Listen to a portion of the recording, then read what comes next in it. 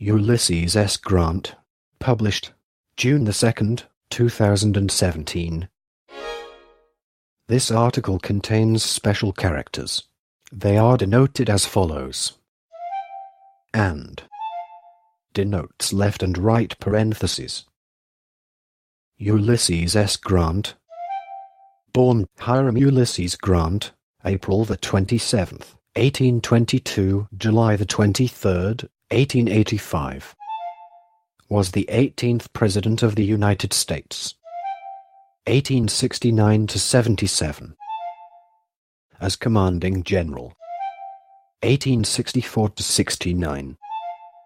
Grant worked closely with President Abraham Lincoln to lead the Union Army to victory over the Confederacy in the American Civil War. Supported by Congress, Grant implemented Reconstruction, often at odds with President Andrew Johnson. Twice elected president, Grant led the Republicans in their effort to remove the vestiges of Confederate nationalism and slavery, protect African American citizenship, and support economic prosperity. His presidency has often been criticized for tolerating corruption and for the economic depression in his second term. Grant graduated in 1843 from the United States Military Academy at West Point, then served in the Mexican-American War.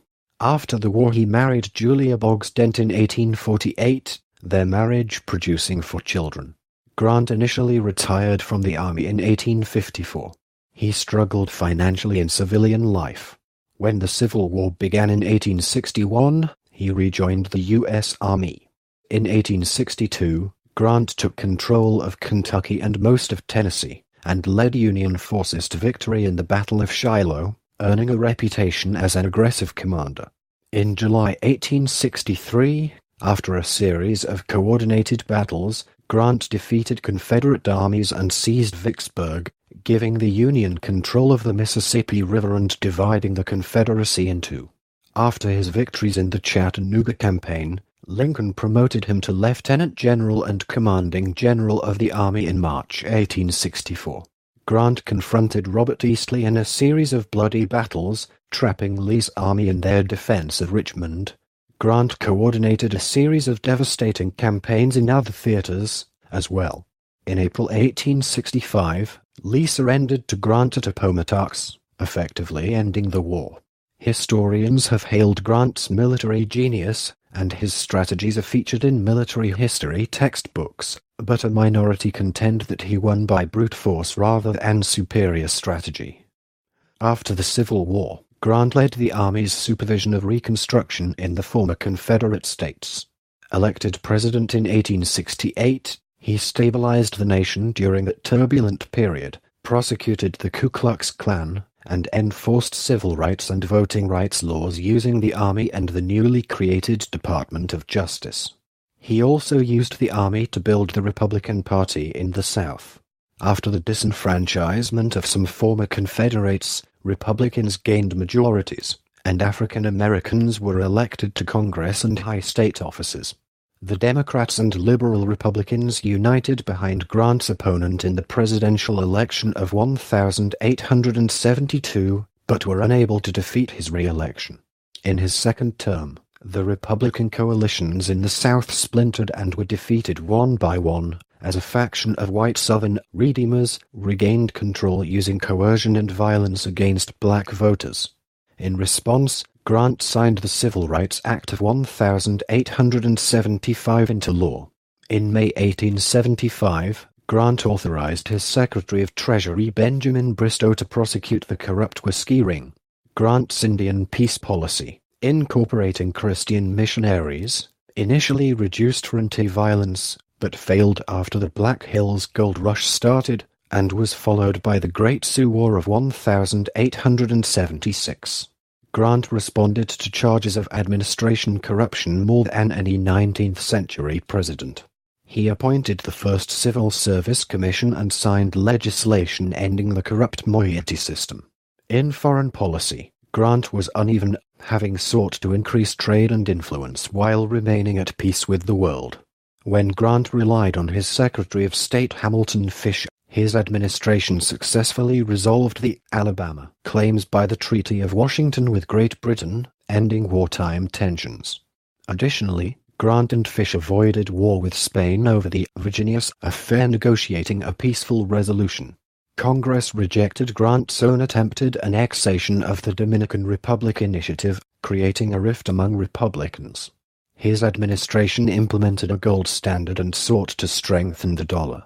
Corruption charges escalated during his second term, while his response to the Panic of 1873 proved ineffective nationally in halting the 5-year industrial depression that produced high unemployment, low prices, low profits, and bankruptcies.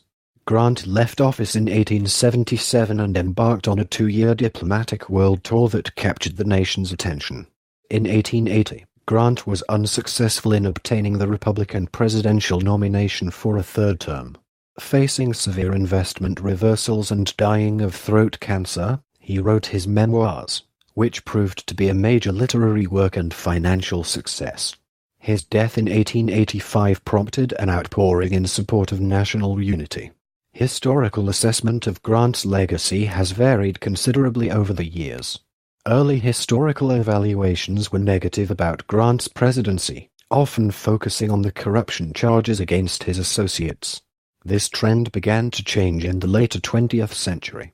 Scholars in general rank his presidency below the average, but modern research, in part focusing on civil rights, evaluates his administration more positively. Part 1. Early Life and Education. Further information can be found in the article on Early Life and Career of Ulysses S. Grant. Hiram Ulysses Grant was born in Point Pleasant, Ohio, on April 27, 1822, to Jesse Root Grant, a tanner and merchant, and Hannah Grant, née Simpson. His ancestors Matthew and Priscilla Grant arrived aboard the Mary and John at Massachusetts Bay Colony in 1630. Grant's great-grandfather fought in the French and Indian War, and his grandfather, Noah, served in the American Revolution at Bunker Hill. Afterward, Noah settled in Pennsylvania and married Rachel Kelly, the daughter of an Irish pioneer. Their son Jesse, father of Ulysses S., was a Whig Party supporter with abolitionist sentiments. Grant's father moved to Point Pleasant in 1820 and found work as a foreman in a tannery. Jesse soon met his future wife, Hannah, and the two were married on June 24, 1821. 10 months later, Hannah gave birth to their first child, a son. At a family gathering several weeks later, the son's name, Ulysses, was drawn from ballots placed in a hat. Wanting to honor his father-in-law, Jesse declared the boy to be Hiram Ulysses, though he would always refer to his common name as Ulysses. In 1823, the family moved to the village of Georgetown, Ohio, where 5 more siblings were born: Simpson, Clara, Orville, Jenny, and Mary. At the age of 5, young Grant began his formal education, starting at a subscription school and later was enrolled in 2 private schools. In the winter of 1836 to 1837, Grant was a student at Maysville Seminary, and in the autumn of 1838 he attended John Rankin's Academy. In his youth, Grant developed an unusual ability to ride, work with, and control horses, expressing a strong dislike for the tannery. Grant's father instead put this ability to use, giving Ulysses work driving wagon loads of supplies and transporting people. Unlike his siblings, Grant was not forced to attend church by his Methodist parents. For the rest of his life, he prayed privately and never officially joined any denomination. To others, including late in life, his own son, Grant appeared to be an agnostic. He inherited some of Hannah's Methodist piety and quiet nature while inheriting his father's Whig political inclinations. Part 2. Early military career and personal life. Part 2. Early military career and personal life. Chapter 1. West Point and First Assignment. Grant's father wrote to Congressman Thomas L. Ham requesting that he nominate Ulysses to the United States Military Academy, USMA, at West Point, New York. At first, Grant refused to attend, but his father convinced him to attend if accepted. When a cadet opening became available in March 1839, Hammer nominated the 16-year-old Grant. Hammer mistakenly wrote down Ulysses S. Grant, which became his adopted name. Grant, despite his concerns about his academic ability, entered the academy on July 1, 1839, as a cadet and trained there for 4 years. His nickname became Sam among Army colleagues since the initials US also stood for Uncle Sam. As he later recalled it, "A military life had no charms for me. He was lax in his studies, but he achieved above-average grades in mathematics and geology." Grant developed a reputation as a fearless and expert horseman and set an equestrian high jump record that stood for almost 25 years. On Sundays, cadets were required to march in formation to and attend services at the Academy's Episcopal Church, a requirement that Grant disliked. Seeking relief from military routine, he also studied under Romantic artist Robert Walt Weir and produced 9 surviving artworks. Grant spent more time reading books from the library than his academic texts, frequently reading works by James Fenimore Cooper and Washington Irving. Within a year, Grant re-examined his desire to leave the academy and later wrote, "On the whole, I like this place very much." Quiet by nature, Grant established a few intimate friends among fellow cadets, including Frederick Tracy Dent, James Longstreet, and Rufus Ingalls. Grant was inspired both by his commandant, Captain C.F. Smith, and General Winfield Scott, who visited the academy to review the cadets. He later wrote concerning the military life, "There is much to dislike, but more to like." Grant graduated on July 1, 1843, ranked 21st in a class of 39, and was promoted to the rank brevet second lieutenant. Glad to leave the academy, he planned to resign his commission after his 4-year term of duty. Despite his excellent horsemanship, he was not assigned to the cavalry. Assignments were determined by class rank, not aptitude. But to the 4th Infantry Regiment, he served as regimental quartermaster, managing supplies and equipment. Grant's first assignment after graduation took him to the Jefferson Barracks near St. Louis, Missouri. Commanded by Colonel Stephen W. Kearny, the barracks was the nation's largest military base in the West. Grant was happy with his new commander, but looked forward to the end of his military service and a possible teaching career. He spent some of his time in Missouri visiting Dent's family and became engaged to Dent's sister, Julia, in 1844. 4 years later, on August the 22nd, 1848, they were married at Julia's home in St. Louis. Grant's abolitionist father Jesse, who strongly disapproved of the Dent's slave ownership, refused to attend the wedding, which took place without either of Grant's parents. Grant's friend and future Confederate General, James Longstreet, a cousin to Julia, was among the groomsmen. At the end of the month, Julia was warmly received by Grant's family in Bethel, Ohio. They had 4 children: Frederick, Ulysses Jr., Buck, Ellen, Nellie, and Jesse. After the wedding, Grant obtained a 2-month extension to his leave and returned to St. Louis when he decided, with a wife to support, that he would remain in the Army. Part 2. Early Military Career and Personal Life. Chapter 2. Mexican-American War.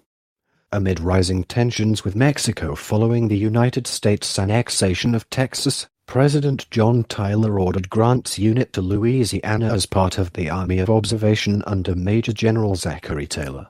Unable to provoke Mexico into war at Corpus Christi, Texas, President James K. Polk ordered Taylor to march 150 miles south to the Rio Grande, a role Grant did not approve of. Marching back to Fort Texas, Grant experienced his first taste of combat on May 8, 1846, at the Battle of Palo Alto. With the Mexican-American War begun, Polk directed the army south in September 1846. Although a quartermaster, Grant led a cavalry charge at the Battle of Resaca de la Palma. At Monterey he demonstrated his equestrian ability by volunteering to carry a dispatch through sniper-lined streets while hanging off the side of his horse, keeping the animal between him and the enemy. Polk, wary of Taylor's growing popularity, divided his forces, sending some troops, including Grant's unit, to form a new army under Major General Winfield Scott. Traveling by sea, Scott's army landed at Veracruz and advanced toward Mexico City.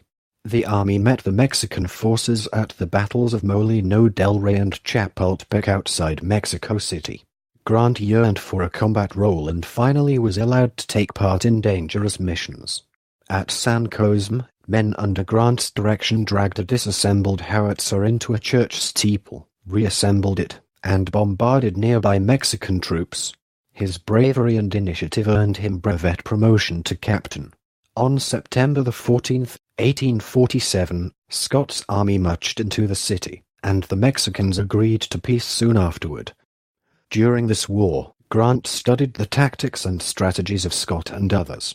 He later wrote that this is how he learned about military leadership, and in retrospect identified his leadership style with Taylor's. Even so, he believed that the Mexican War was wrong and that the territorial gains from the war were designed to expand slavery. "I was bitterly opposed to the measure," he said, "and to this day regard the war, which resulted, as one of the most unjust ever waged by a stronger against a weaker nation." He opined that the Civil War was punishment inflicted on the nation for its aggression in Mexico. During the war, Grant soon discovered his moral courage and began to consider a career in the army. Part 2. Early military career and personal life. Chapter 3. Pacific West and Resignation. Grant's first post-war assignments took him and Julia to Detroit and then to Sackett's Harbor, New York. In 1852, Grant was ordered to the Pacific Northwest, traveling the New York-Panama oceanic route. Julia, who was 8 months pregnant with Ulysses Jr., did not accompany him. In Panama, an outbreak of cholera among his fellow travelers caused 150 fatalities. Grant arranged makeshift transportation and hospital facilities to care for the sick. In August, Grant arrived in San Francisco, and his next assignment sent him north to Vancouver Barracks in the Oregon Territory. Subsequently Washington Territory in March 1853. To supplement a military salary which was inadequate to support his family, Grant tried and failed at several business ventures, confirming Jesse Grant's belief that his son had no head for business. Grant assured Julia in a letter that local Native Americans were harmless, while he developed an empathy for the plight of Indians from the unjust treatment by white men. Promoted to captain on August 5, 1853, Grant was assigned to command Company F, 4th Infantry, at Fort Humboldt in California. Grant arrived at the fort on January 5, 1854, and reported to its commander Lieutenant Colonel Robert C. Buchanan. Separated from his family with little to keep him busy at the isolated fortress, Grant began to drink.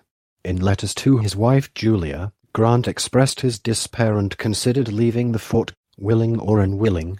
Army rumors hold that Buchanan was informed that Grant had become intoxicated off-duty while seated at the pay officer's table, but because of his distinguished service in the Mexican War, Buchanan gave him the chance to resign instead of facing a court-martial.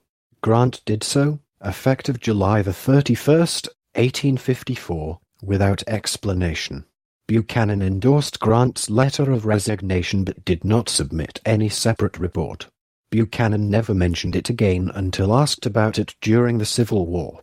Not knowing how his wife would receive the news of his resignation and with no means of support, Grant returned to St.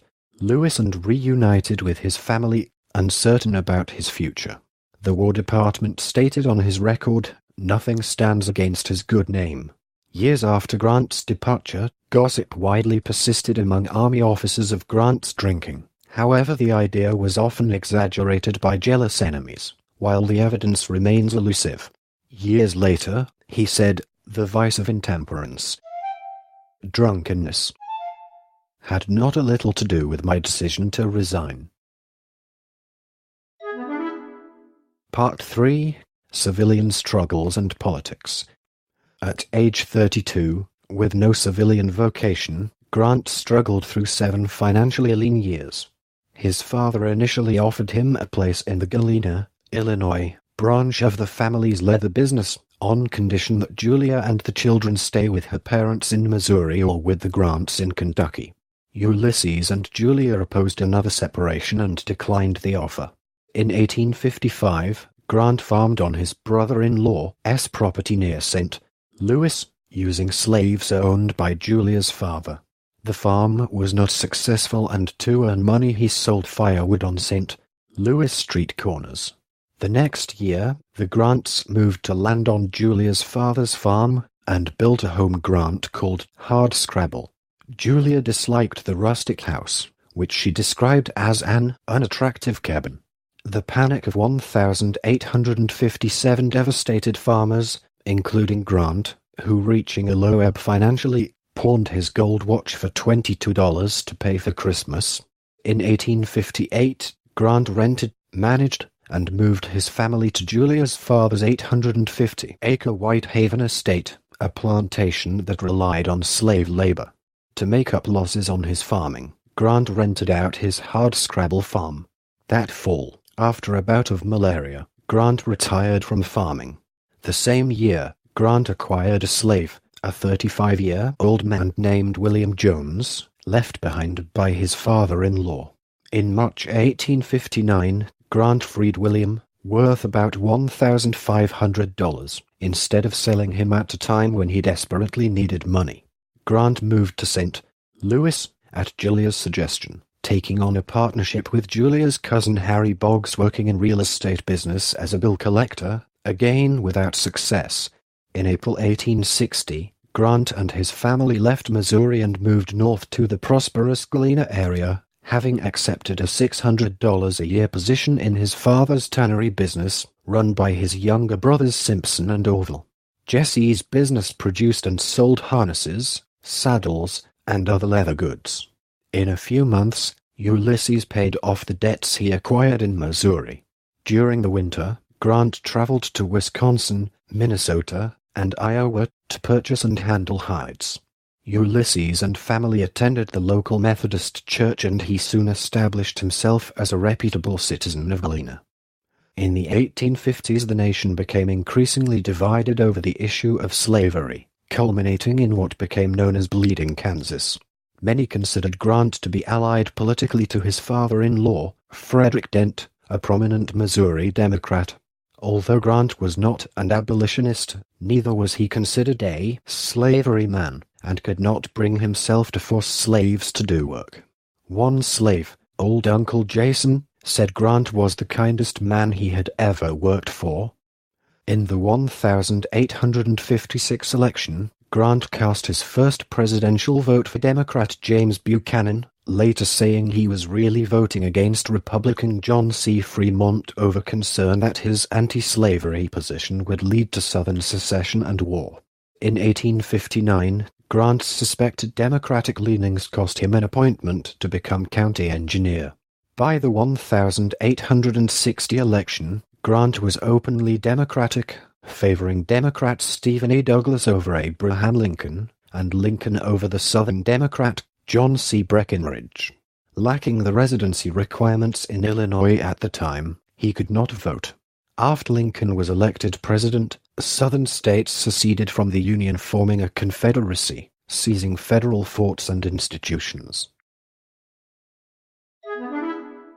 Part 4. Civil War. On April 12, 1861, the American Civil War began as Confederate troops attacked Fort Sumter and Charleston, South Carolina. Grant soon expressed his sentiment to his father in a letter of April 21st. "I have but one sentiment now. That is, we have a government and laws and a flag, and they must all be sustained. There are but two parties now, traitors and patriots." 2 days after the attack, President Lincoln called for 75,000 volunteers, and a mass meeting was held in Galena to assess the crisis and encourage recruitment. Before the attack on Fort Sumter, Grant had not reacted strongly to Southern secession. The news of the attack came as a shock in Galena, and Grant shared his neighbors' mounting concern about the onset of war. The captain of the local militia nominated Grant, the only man in town with professional military training, to lead the ensuing recruitment effort. A speech by his father's attorney, John Aaron Rawlins, stirred Grant's patriotism and rekindled his military passion. Rawlins later became Grant's aide-de-camp and close friend during the war. Grant recalled with satisfaction that after that first recruitment meeting in Galena, "I never went into our leather store again." Without any formal rank in the army, Grant quickly raised and recruited a company of volunteers, of which he was given the captaincy, and accompanied them to Springfield, the state capital. Grant perceived that the war would be fought for the most part by volunteers and not career soldiers. Governor Richard Yates offered Grant a militia commission to recruit and train volunteer units, which he accepted, but he still wanted a field command in the army. He made several efforts through his professional contacts, including Major General George B. McClellan, who refused to meet him, remembering Grant's earlier reputation for drinking. With the aid of his advocate in Washington, Illinois Congressman Elihu B. Washburn, Grant was promoted to colonel on June 14th and put in charge of disciplining the unruly 21st Illinois Volunteer Infantry Regiment. To restore order, Grant had one recruit bound and gagged to a post for being drunk and disorderly. Transferred to northern Missouri, Grant was promoted by Lincoln to brigadier general, backdated to May 17th, 1861, again with Washburn's support. Believing Grant was a general of dogged persistence and iron will, Major General John C. Fremont assigned Grant command of troops near Cairo, Illinois, by the end of August. Fremont dismissed Army officers' gossip of Grant's alleged drunkenness years earlier in the regular army, saying there was something about Grant's manner that was sufficient to counteract the influence of what they said. Under Fremont's authority, Grant advanced into Paducah and took the town without a fight, setting up a Union supply station. On November 1st, Fremont ordered Grant to make demonstrations against the Confederates on both sides of the Mississippi, but prohibited him from attacking the enemy. The following day Lincoln relieved Fremont of command. Part 4, Civil War. Chapter 1, Belmont, Forts Henry and Donelson. On November 7th, 1861, on his own initiative, Grant and his troops embarked south from Cairo on the Mississippi and attacked Confederate soldiers encamped in Belmont, Missouri. They took Camp Johnson, but the reinforced Confederates under Brigadier Generals Frank Cheatham and Gideon J. Pillow forced a chaotic Union retreat. Grant and his troops fought their way back to their Union boats and escaped back to Cairo under Confederate fire. A tactical defeat, the battle nonetheless gave Grant and his volunteers confidence and experience. After Belmont, Grant asked his new commander Henry Halleck for permission to move against Fort Henry in Tennessee, which would open the Tennessee River to Union gunboats. Halleck agreed on condition that the attack be conducted in close cooperation with Navy flag officer Andrew H. Foote. After Foote's gunboats had silenced most of the guns at the fort, Grant's troops moved in and captured Fort Henry on February 6, 1862. Emboldened by Lincoln's call for a general advance of all Union forces, Grant ordered an immediate assault on nearby Fort Donelson, which dominated the Cumberland River. This time without Halleck's permission. On February 15th, Grant and Foote met stiff resistance from Confederate forces under Pillow. After a day of battle, the Confederates submitted to Grant's demand for unconditional and immediate surrender. Lincoln promoted Grant to Major General of Volunteers while the Northern press treated Grant as a hero. Playing off his initials, they took to calling him Unconditional Surrender Grant. Part 4, Civil War. Chapter 2, Shiloh and Aftermath. Further information can be found in the article on Battle of Shiloh. Grant, having received orders from Halleck, left Fort Henry and advanced his Army of the Tennessee into Tennessee, arriving at Savannah on the east bank of the Tennessee River on March 14, and established headquarters. Encamped on the western bank, Grant's army now numbered about 45,000 troops and prepared to attack a Confederate army of roughly equal strength at Corinth, Mississippi, a vital railroad junction. The Confederates, led by Generals Albert Sidney Johnston and P.G.T. Beauregard, struck first on April 6, 1862, attacking 5 divisions of Grant's army bivouacked at Pittsburgh Landing, not far from the Shiloh meeting house. Grant's troops, not yet entrenched, were taken by surprise, falling back before the Confederate onslaught. At day's end, the Confederates captured 1 Union division, but Grant's army was able to hold the landing. The remaining Union army might have been destroyed, but the Confederates halted due to exhaustion and lack of reinforcements. Grant, bolstered by 18,000 fresh troops from the divisions of Major Generals Don Carlos Buell and Lew Wallace, counterattacked at dawn the next day. Grant regained the field, forcing the rebels to retreat back to Corinth. In Shiloh's aftermath, the Northern press criticized Grant for high casualties and for his alleged drunkenness during the battle. Shiloh was the costliest battle in American history to that point, with total casualties of about 23,800. Halleck arrived at Pittsburgh Landing on April 9 and removed Grant from field command, proceeding to capture Corinth. Discouraged, Grant considered resigning his commission, but Brigadier General William Tecumseh Sherman, one of his division commanders, convinced him to stay. In response to allegations of Grant's drinking, his staff officer, William R. Oley, maintained that the man who fabricated that story is an infamous liar. Other witnesses claimed that Grant was sober on the morning of April 6. Lincoln dismissed Grant's critics, saying, "I can't spare this man. He fights." Halleck reinstated Grant as field commander of the Army of the Tennessee on July 11. On September 19, Grant's army defeated Confederates at the Battle of Uka, then successfully defended Corinth, inflicting heavy casualties on the enemy. On October 25, Grant assumed command of the District of the Tennessee. In November, after Lincoln's preliminary Emancipation Proclamation, Grant ordered units under his command to incorporate contraband slaves into the Union war effort, giving them clothes, shelter, and wages for their services. Part 4, Civil War. Chapter 3, Vicksburg Campaign. Further information can be found in the article on Vicksburg Campaign. The Confederate stronghold of Vicksburg blocked the way for complete Union control of the Mississippi River, and its capture was vital for the Union war effort.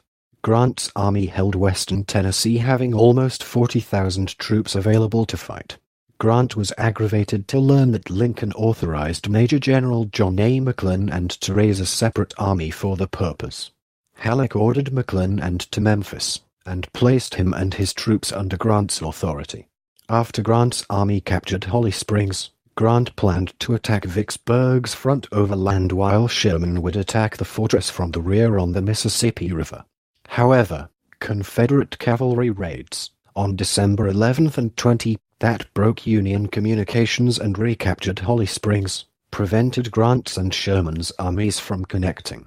On December 29, a Confederate army led by Lieutenant General John C. Pemberton repulsed Sherman's direct approach, ascending the bluffs to Vicksburg at Chickasaw Bayou.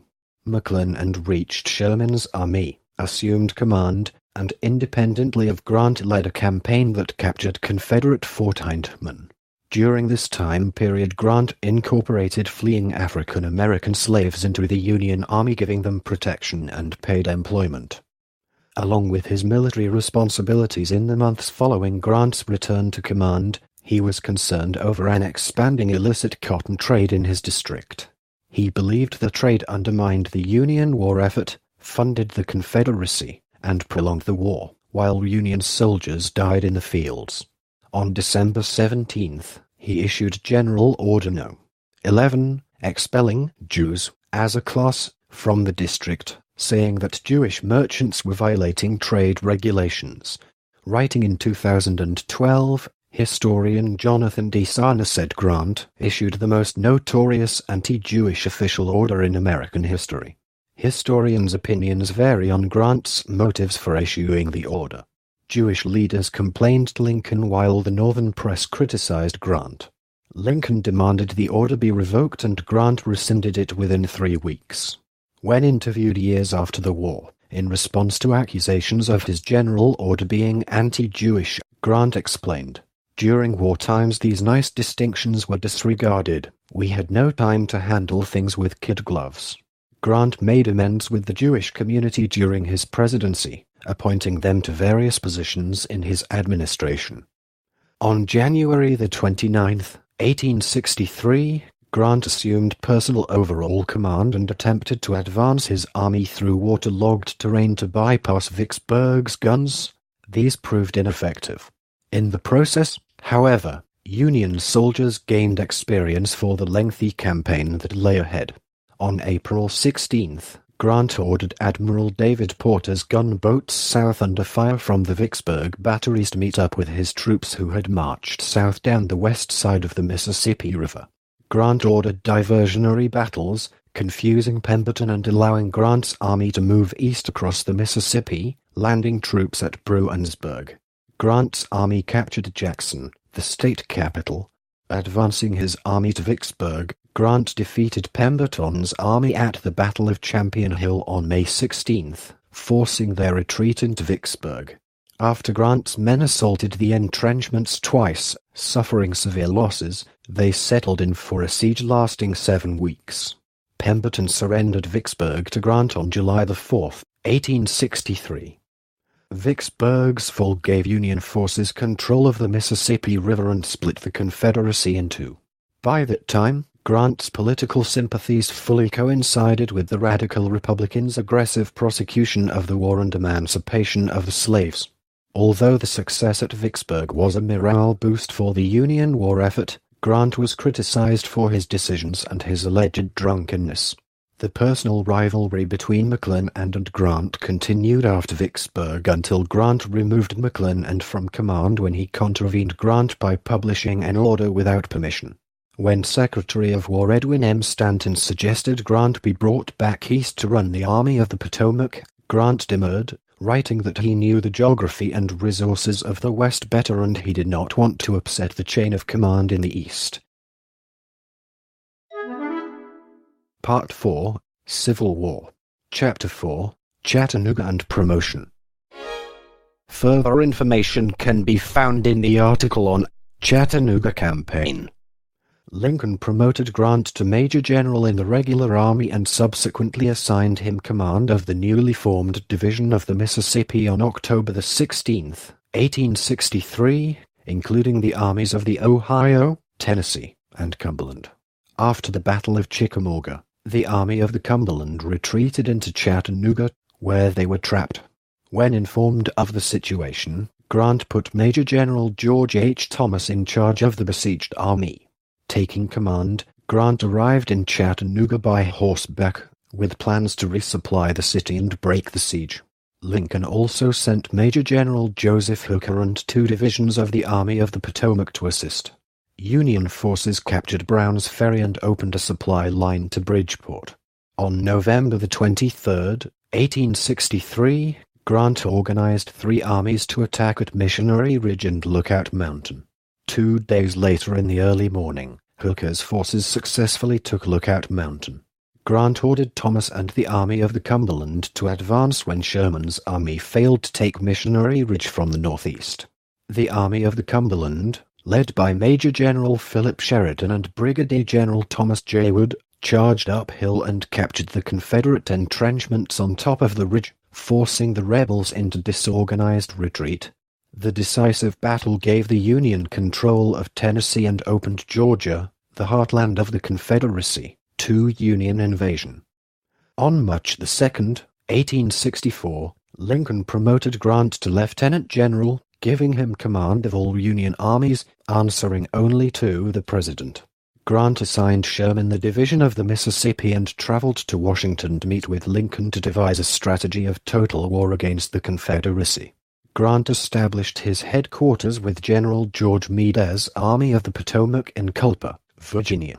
He devised a strategy of coordinated Union offensives, attacking the rebel armies at the same time to keep the Confederates from shifting reinforcements within their interior lines. Sherman was to pursue Joseph E. Johnston's Army of Tennessee, while Meade would lead the Army of the Potomac, with Grant in camp, to attack Robert E. Lee's Army of Northern Virginia. Major General Benjamin Butler was to advance towards Richmond from the south, up the James River. If Lee was forced south as expected, Grant would join forces with Butler's armies and be fed supplies from the James. Major General Franz Sigel was to capture the railroad line at Lynchburg, move east, and attack from the Blue Ridge Mountains. Grant knew that Lee had limited manpower and that a war of attrition fought on a battlefield without entrenchments would lead to Lee's defeat. Grant was now riding a rising tide of popularity, and there was talk that a Union victory early in the year could lead to his candidacy for the presidency. He was aware of the rumors, but had ruled out a political candidacy. The possibility would soon vanish with delays on the battlefield. Part 4, Civil War. Chapter 5, Overland Campaign and Union Victory. Further information can be found in the article on Overland Campaign. The Overland Campaign was a series of battles fought in Virginia during May and June 1864. Sigel's and Butler's efforts sputtered, and Grant was left alone to fight Lee in a series of bloody battles known as the Overland Campaign. Grant crossed the Rapidan River on May 4th, attacking Lee in the Battle of the Wilderness, a hard-fought three-day battle with many casualties. Rather than retreat as his predecessors had done, Grant flanked Lee's army to the southeast and attempted to wedge his forces between Lee and Richmond at Spotsylvania Courthouse. Lee's army got to Spotsylvania first, and a costly battle ensued, lasting 13 days. During the battle, Grant attempted to break through Lee's line of defense, resulting in one of the bloodiest assaults of the Civil War, known as the Battle of the Bloody Angle. Unable to break Lee's defenses, Grant again flanked the Confederate army to the southeast, meeting at North Anna, where a battle lasted 3 days. The Confederates had the defensive advantage, and Grant maneuvered his army to Cold Harbor, a vital railroad hub that linked to Richmond, but Lee's men were again able to entrench against the Union assault. During the third day of the 13-day battle, Grant led a costly assault on Lee's trenches. As casualty reports became known in the North, heavy criticism fell on Grant, who was castigated as the Butcher by the Northern press after taking 52,788 casualties in the 30 days since crossing the Rapidan. Lee's army suffered 32,907 casualties, but he was less able to replace them. The costly Union assault at Cold Harbor was the second of 2 battles in the war that Grant later said he regretted, the other being his initial assault on the fortifications around Vicksburg. Undetected by Lee, Grant pulled out of Cold Harbor and moved his army south of the James River, freed Butler from the Bermuda Hundred, where the rebels had surrounded his army, and advanced toward Petersburg, Richmond's central railroad hub. After crossing the James, the Army of the Potomac arrived at Petersburg. Beauregard defended the city, and Lee's veteran reinforcements soon arrived, resulting in a 9-month siege of Petersburg, stalling the advance. Northern resentment grew as the war dragged on, but an indirect benefit of the siege was that Lee was forced to defend Richmond, unable to reinforce the Army of the Tennessee. Sheridan was assigned command of the Union Army of the Shenandoah, and Grant directed him to follow the enemy to their death. Lee had sent General Jubal Early up the Shenandoah Valley to attack Washington and draw troops away from the Union Army, but Sheridan defeated Early, ensuring Washington's safety. Grant then ordered Sheridan's cavalry to destroy vital Confederate supplies in the Shenandoah Valley.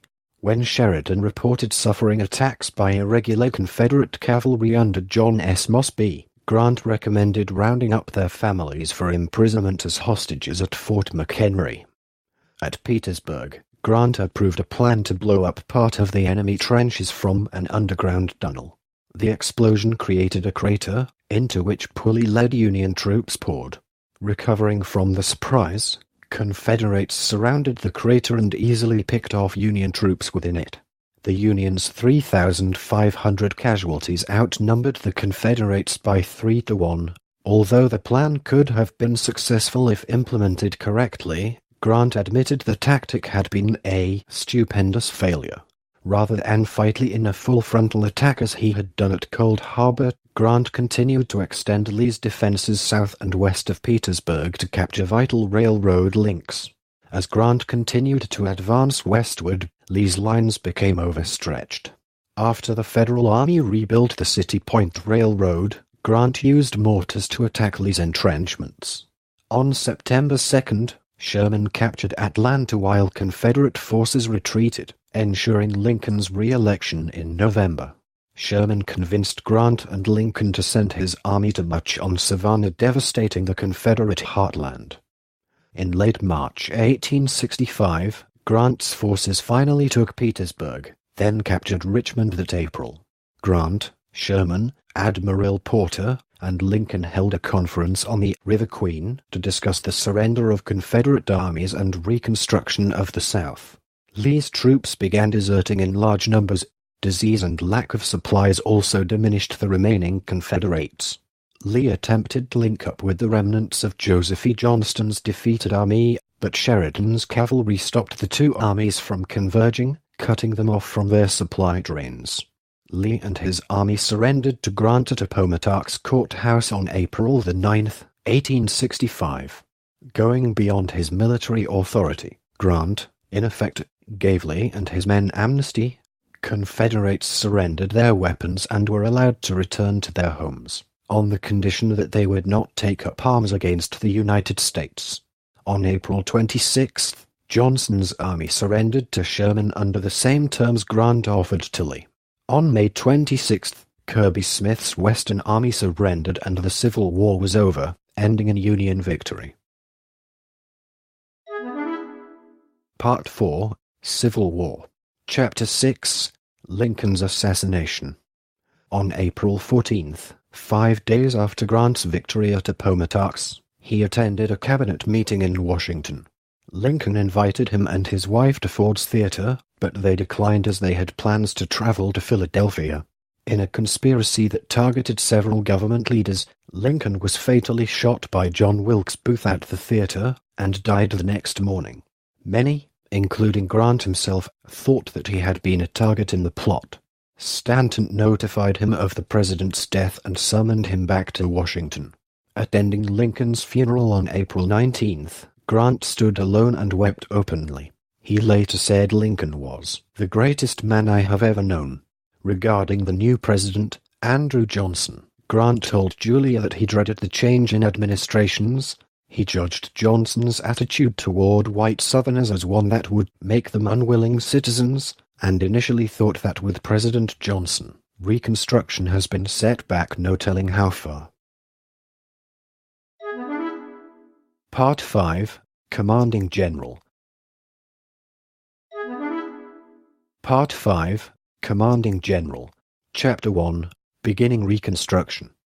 At the war's end, Grant remained commander of the army, with duties that included enforcement of Reconstruction in the former Confederate states and supervision of Indian wars on the Western Plains. Grant secured a house for his family in Georgetown Heights in 1865, but instructed Elihu Washburn that for political purposes his legal residence remained in Galena, Illinois. That same year, Grant spoke at Cooper Union in New York, where the New York Times reported that the entranced and bewildered multitude trembled with extraordinary delight. Further travels that summer took the Grants to Albany, New York, back to Galena, and throughout Illinois and Ohio, with enthusiastic receptions. In November 1865, Johnson sent Grant on a fact-finding mission to the South. Grant recommended continuation of a reformed Freedmen's Bureau, which Johnson opposed, but advised against the use of black troops in garrisons, which he believed encouraged an alternative to farm labor. Grant did not believe the people of the devastated South were ready for civilian self-rule, and that both whites and blacks in the South required protection by the federal government. He also warned of threats by disaffected poor people, black and white, and recommended that local decision-making be entrusted only to thinking men of the South, i.e., white men of property. In this respect, Grant's opinion on Reconstruction aligned with Johnson's policy of pardoning established Southern leaders and restoring them to their positions of power. He joined Johnson in arguing that Congress should allow representatives from the South to take their seats. On July 25, 1866, Congress promoted Grant to the newly created rank of General of the Army of the United States. Part 5, Commanding General, Chapter 2, Breach with Johnson. Johnson favored a lenient approach to Reconstruction, calling for an immediate return of the former Confederate states into the Union without any guarantee of African American civil rights. The radical Republican-controlled Congress opposed the idea and refused to admit congressmen from the former Confederate states. Over Johnson's vetoes, Congress renewed the Freedmen's Bureau and passed the Civil Rights Act of 1866. During the congressional election campaign later that year, Johnson took his case to the people in his Swing Around the Circle speaking tour. Johnson pressured Grant, by then the most popular man in the country, to go on the tour. Grant, wishing to appear loyal, agreed. Grant believed that Johnson was purposefully agitating conservative opinion to defy congressional Reconstruction. Finding himself increasingly at odds with Johnson, Grant believed Johnson's speeches were a national disgrace. Publicly, Grant attempted to appear loyal to the president while not alienating Republican legislators essential to his future political career. Concerned that Johnson's differences with Congress would cause renewed insurrection, he ordered Southern arsenals to ship arms north to prevent their capture by Southern state governments. Rejecting Johnson's vision for quick reconciliation with former Confederates, Congress passed 3 Reconstruction Acts over Johnson's vetoes, which divided the Southern states into 5 military districts to protect the African Americans elected to political office and freedmen's rights generally. Military governors were to lead transitional state governments in each district. Grant, who was to select the generals from a group designated by Johnson, preferred Congress's plan for enforcement of Reconstruction. Grant hoped that Reconstruction Acts would help pacify the South. By complying with the acts and instructing his subordinates to do likewise, Grant further alienated Johnson. When Sheridan removed public officials in Louisiana who impeded Reconstruction, Johnson was displeased and sought Sheridan's removal. Grant recommended a rebuke, but not a dismissal. On July 19, 1867, Congress passed the Third Reconstruction Law, which authorized Grant oversight over the enforcement of the Reconstruction Acts. Part 5, Commanding General, Chapter 3, Johnson's Impeachment. Johnson wished to replace Secretary of War Stanton, a Lincoln appointee who sympathized with congressional Reconstruction. To keep Grant under control as a potential political rival, Johnson asked him to take the post. Grant recommended against the move, in light of the Tenure of Office Act, which required Senate approval for cabinet removals. Johnson believed the act did not apply to officers appointed by the previous president and forced the issue by making Grant an interim appointee on August 12, 1867, during a Senate recess. Grant agreed to accept the post temporarily, and Stanton vacated the office until the Senate reconvened. When the Senate reinstated Stanton, Johnson told Grant to refuse to surrender the office and let the courts resolve the matter. Grant told Johnson in private that violating the Tenure of Office Act was a federal offense, which could result in a fine or imprisonment. Believing he had no other legal alternatives, Grant returned the office to Stanton on January 14, 1868. This incurred Johnson's wrath. At a cabinet meeting immediately afterward, Johnson accused Grant of breaking his promise to remain Secretary of War. Grant disputed that he had ever made such a promise, although cabinet members later testified he had done so. Newspapers friendly to Johnson published a series of articles to discredit Grant over returning the War Department to Stanton, stating that Grant had been deceptive in the matter. This public insult infuriated Grant, and he defended himself in an angry letter to Johnson, after which the two men were confirmed foes. When Grant's statement became public, it increased his popularity among radical Republicans and he emerged from the controversy unscathed. Although Grant favored Johnson's impeachment, he took no active role in the impeachment proceedings, which were fueled in part by Johnson's removal of Stanton. Johnson barely survived, and none of the other Republican leaders directly involved benefited politically in their unsuccessful attempt to remove the president. Part 5, Commanding General, Chapter 4, Election of 1868. Grant was popular among the radical Republicans following his abandonment of Johnson over the Secretary of War dispute. The Republicans chose Grant as their presidential candidate on the first ballot at the 1868 Republican National Convention in Chicago. In his letter of acceptance, Grant concluded with "Let us have peace," which became his campaign slogan. For vice president, the delegates nominated House Speaker Schuyler Colfax. Grant's 1862 General Order No. 11 became an issue during the presidential campaign. He sought to distance himself from the order, saying, "I have no prejudice against sect or race, but want each individual to be judged by his own merit." As president, Grant would atone for 1862's expulsion of the Jews. Historian Jonathan Sarna argues that Grant became one of the greatest friends of Jews in American history, meeting with them often and appointing them to high office. He was the first president to condemn atrocities against Jews in Europe, thus putting human rights on the American diplomatic agenda.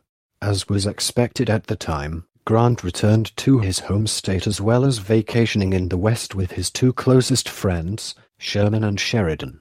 He left the active campaigning and speaking on his behalf to his campaign manager, William E. Chandler, and others.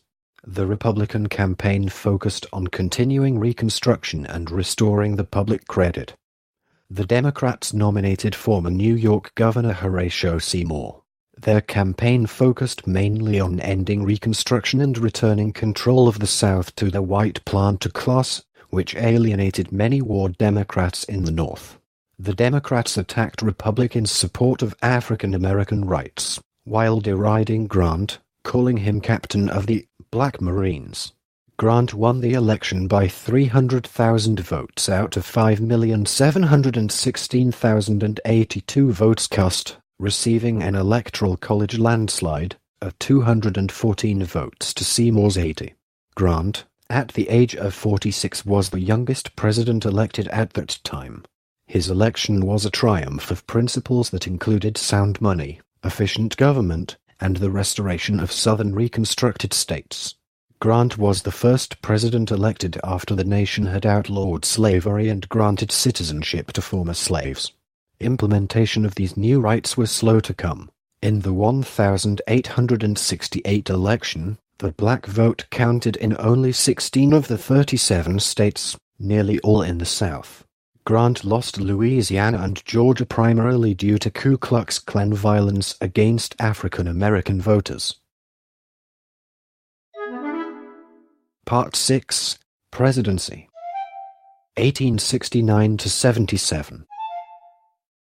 On March 4, 1869, Grant was sworn in as the 18th President of the United States by Chief Justice Salmon P. Chase.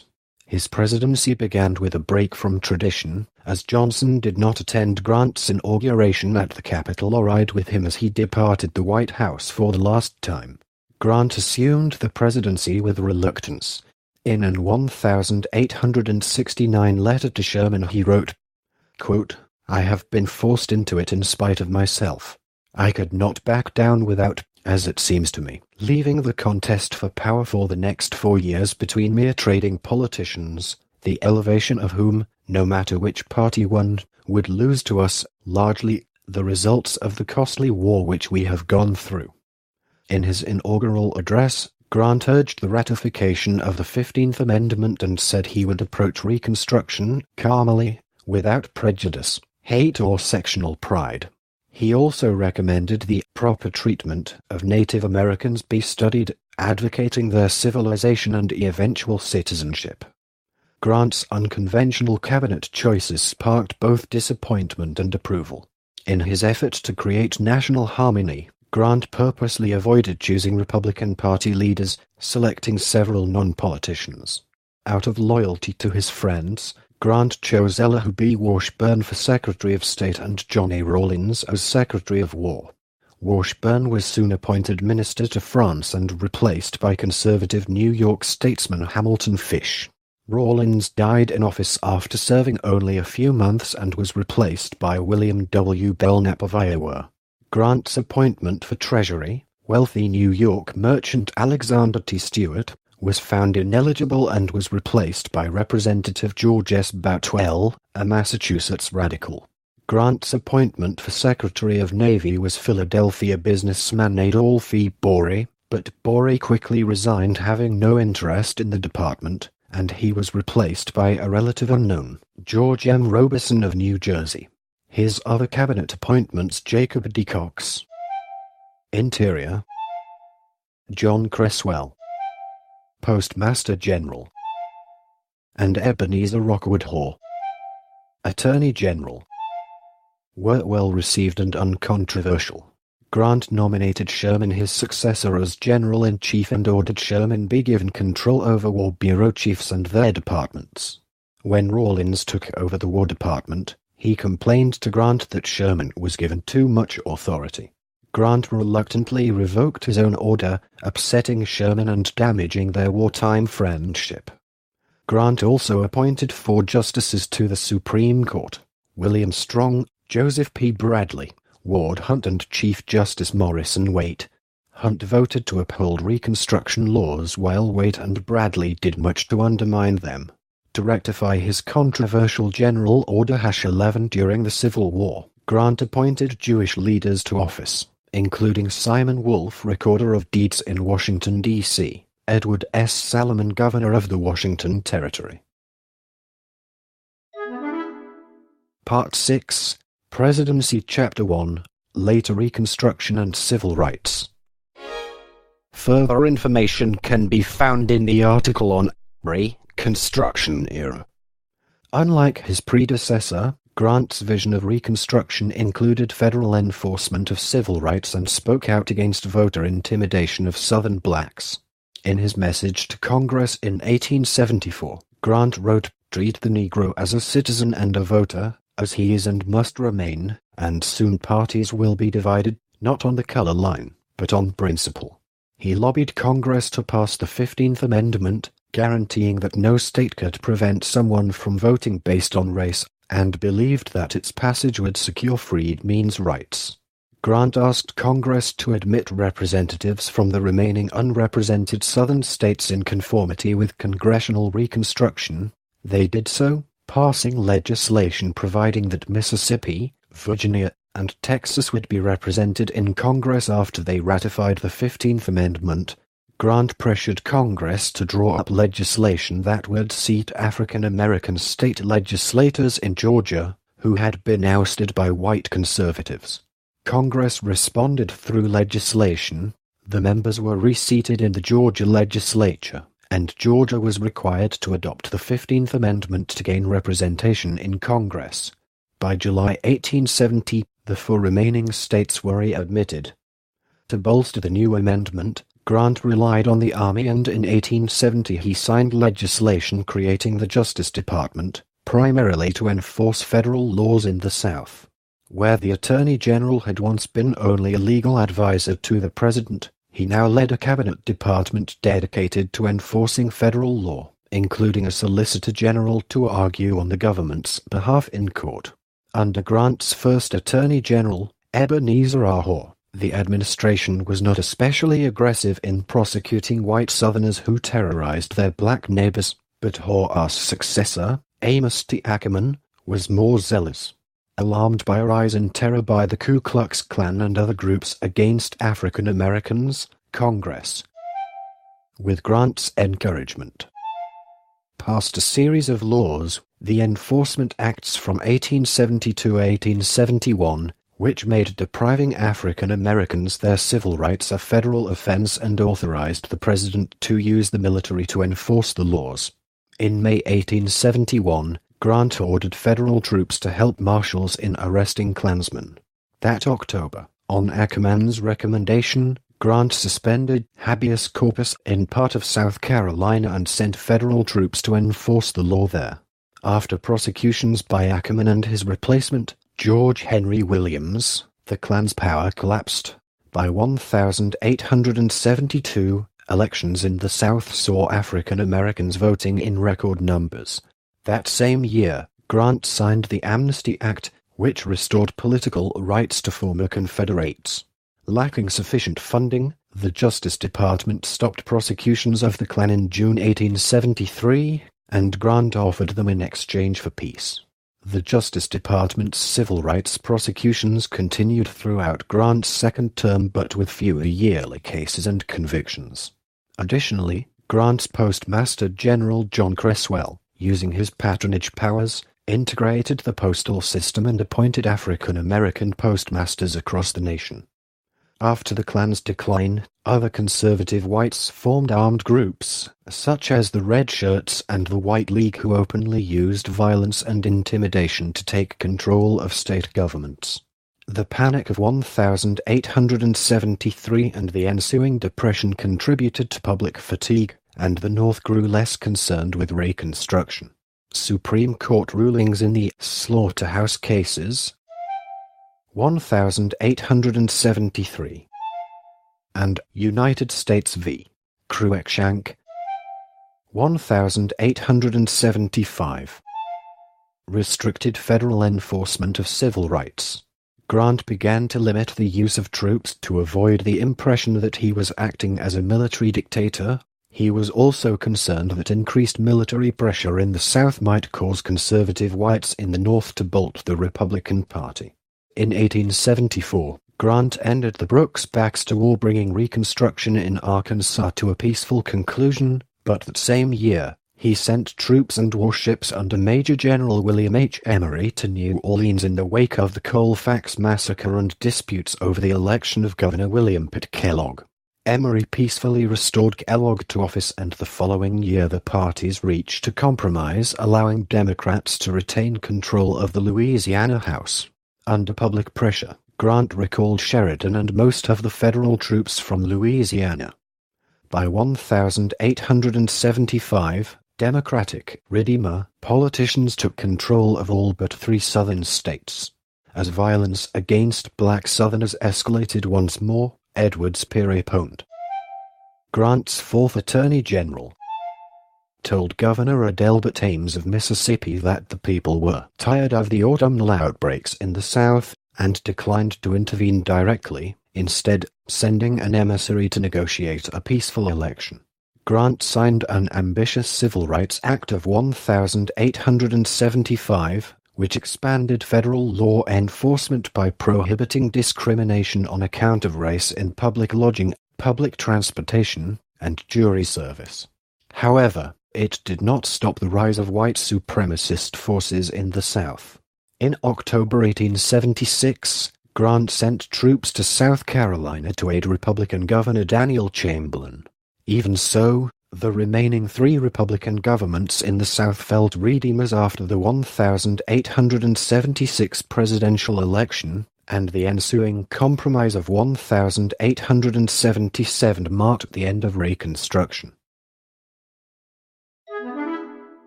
Part 6, Presidency Chapter 2, Indian Peace Policy. When Grant took office in 1869, the nation's policy towards Indians was in chaos, with more than 250,000 Indians being governed by 370 treaties.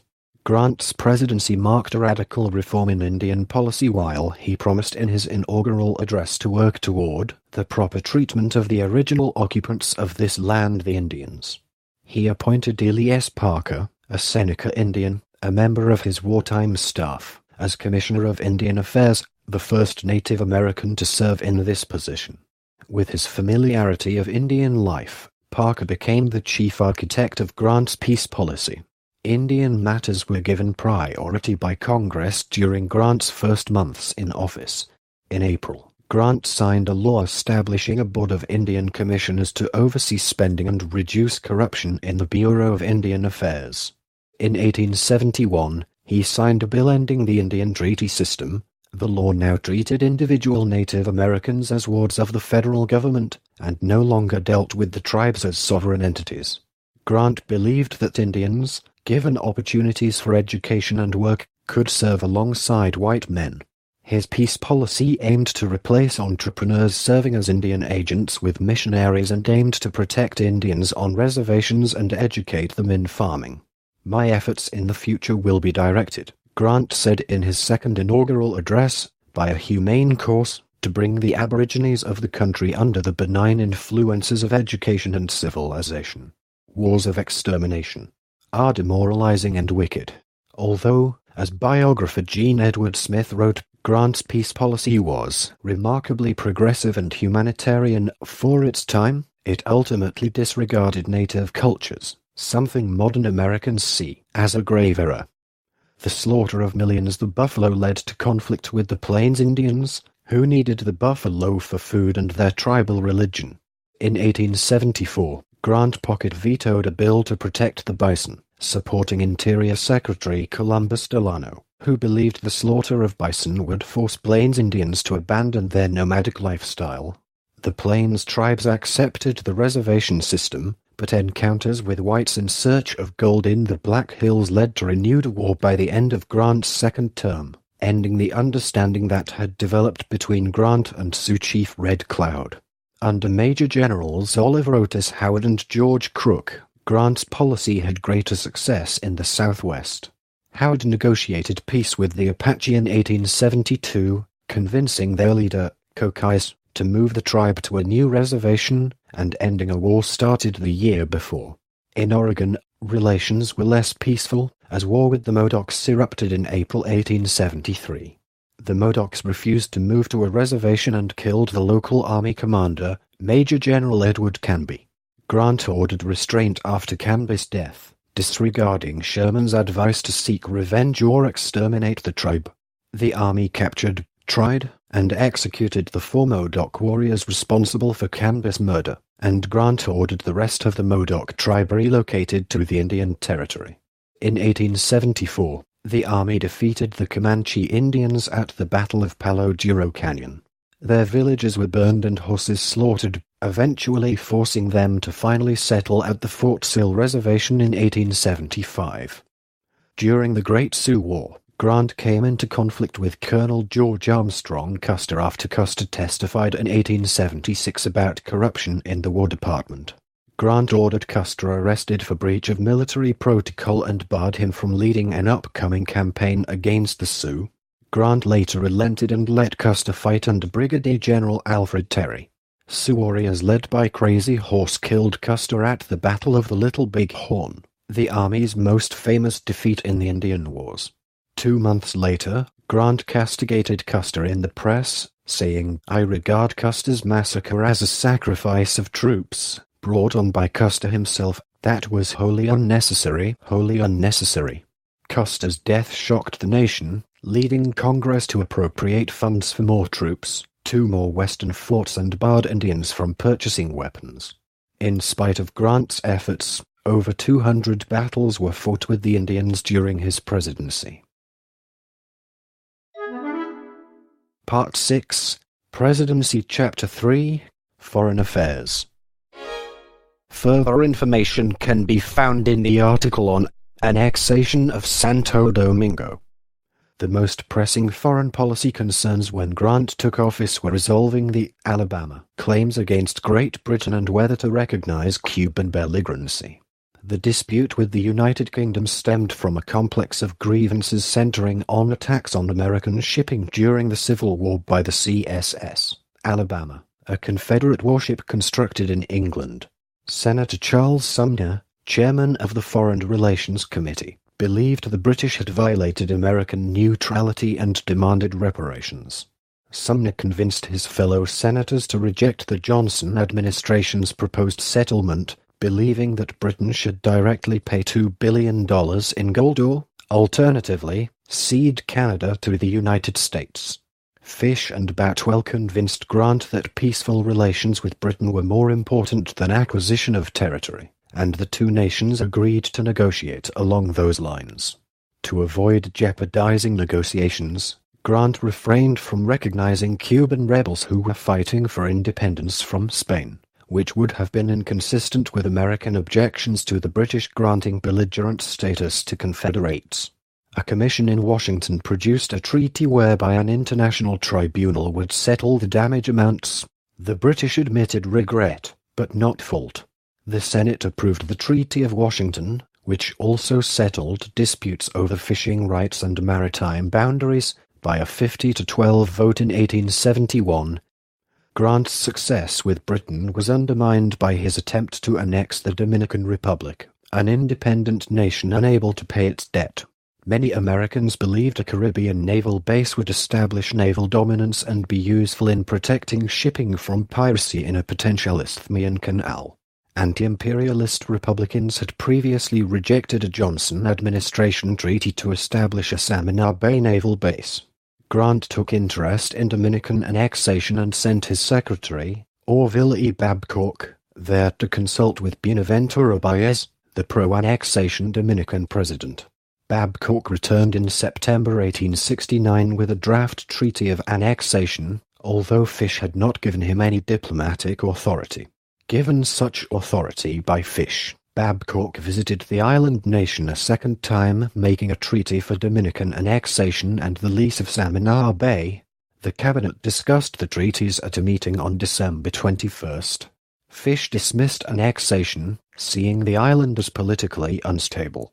Grant supported annexation, believing acquisition of the majority black nation would increase U.S. commerce, create a refuge for African Americans, and help to exploit the island's natural resources. He lobbied Sumner in hopes of influencing him to help with passage of the treaties. Fish added to the effort out of loyalty to Grant, but to no avail. Sumner was set against annexation, and on June 30, 1870, the Senate rejected the treaties. A congressional investigation headed by Senator Carl Schurz revealed speculators had promoted the treaty's passage. Unwilling to admit defeat, Grant convinced Congress to send a commission, including Frederick Douglass, to investigate. Although the commission approved Grant's call for annexation in its findings, the Senate remained opposed and Grant was forced to abandon further efforts. Grant retaliated by firing Sumner's friend and minister to Great Britain, John Lothrop Motley, while he pressured the Senate to depose Sumner of his chairmanship. In October 1873, Grant's neutrality policy was shaken when a Spanish cruiser captured a merchant ship, Virginius, flying the U.S. flag, carrying war materials and men to aid the Cuban insurrection. Spanish authorities executed the prisoners, including 8 American citizens, and many Americans called for war with Spain. Grant ordered the Navy to increase its presence in the Caribbean. Fish, with Grant's support, worked to reach a peaceful resolution. Spain's president, Emilio Castillo Huayrapohl, expressed regret for the tragedy, surrendered the Virginius, and paid a cash indemnity of $80,000 to the families of the executed Americans. Realizing the Navy was susceptible to European naval powers, in June 1874, Secretary Robeson commissioned the reconstruction of 5 redesigned double-turreted monitor warships. The administration's diplomacy was also at work in the Pacific. In December 1874, Grant held a state dinner at the White House for the King of Hawaii, David Kalakaua, who was seeking duty-free sugar importation to the U.S. Grant and Fish secured a free trade treaty in 1875 with the Kingdom of Hawaii, incorporating the Pacific Islands sugar industry into the United States economic sphere. Part 6, Presidency Chapter 4, Gold Standard and the Gold Ring. Further information can be found in the article on Black Friday. 1869. Soon after taking office, Grant took steps to return the nation's currency to a more secure footing. During the Civil War, Congress had authorized the Treasury to issue bank notes that, unlike the rest of the currency, were not backed by gold or silver. The greenback notes, as they were known, were necessary to pay the unprecedented war debts, but they also caused inflation and forced gold-backed money out of circulation. Grant determined to return the national economy to pre-war monetary standards. On March 18th, Grant signed into law the Public Credit Act of 1869 that guaranteed bondholders would be repaid in coin or its equivalent, while greenbacks would gradually be redeemed by the Treasury and replaced by notes backed by specie. The act committed the government to full return of the gold standard within 10 years.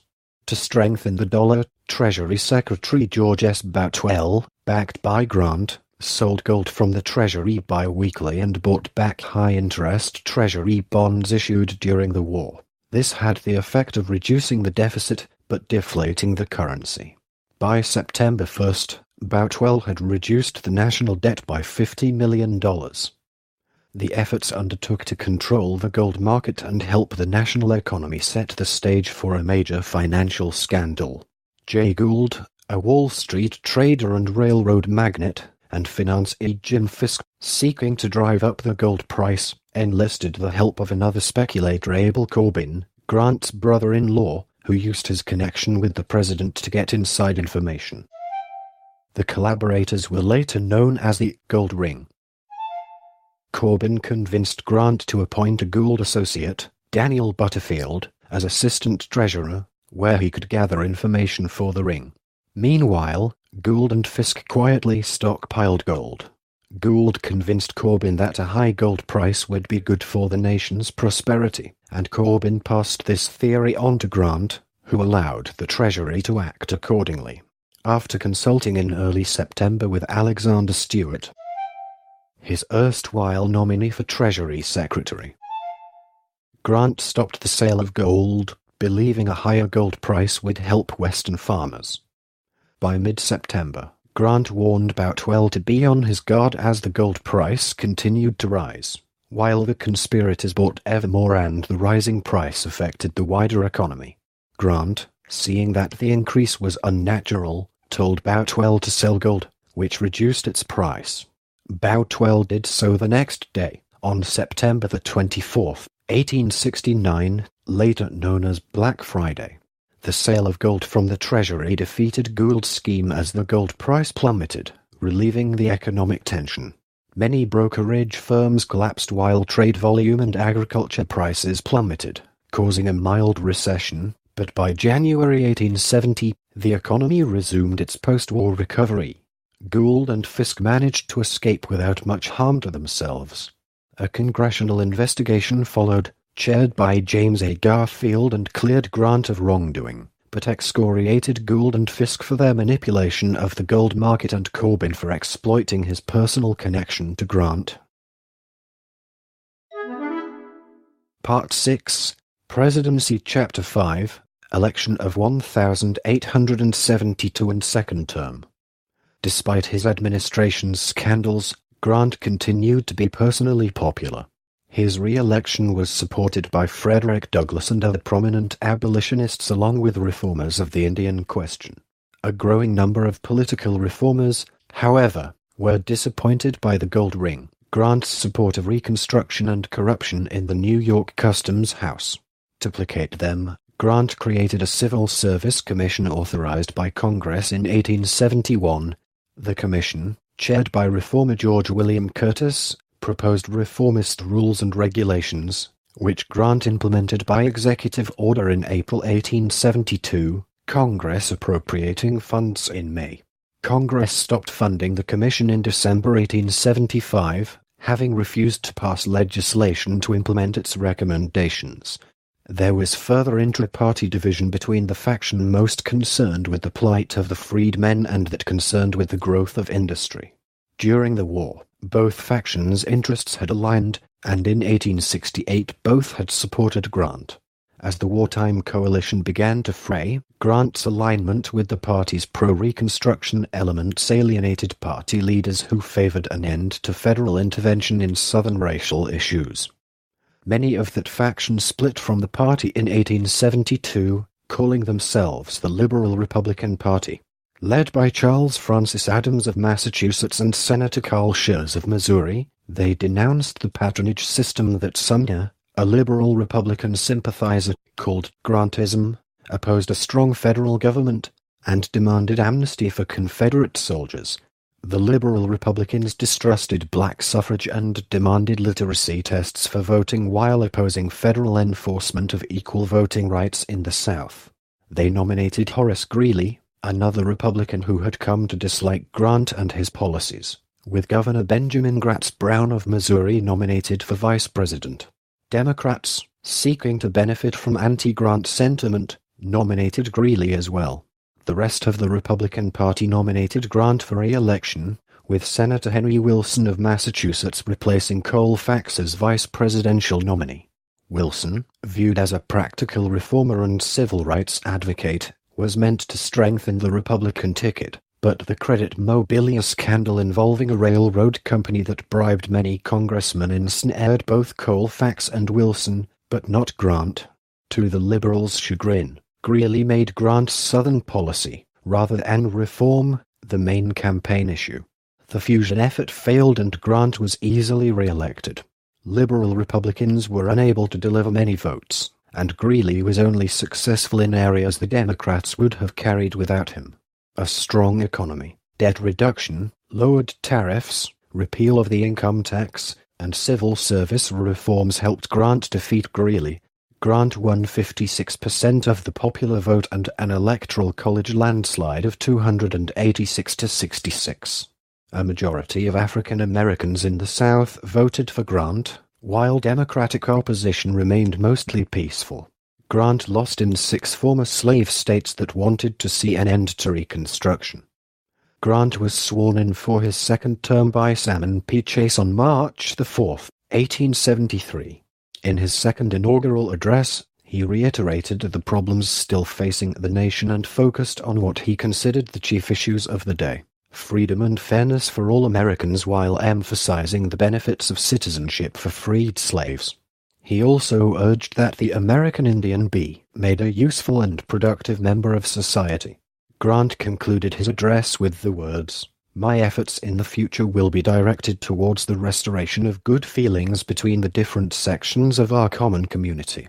In May of that year, Wilson suffered a stroke. Never fully recovering, he died in office on November 22, 1875.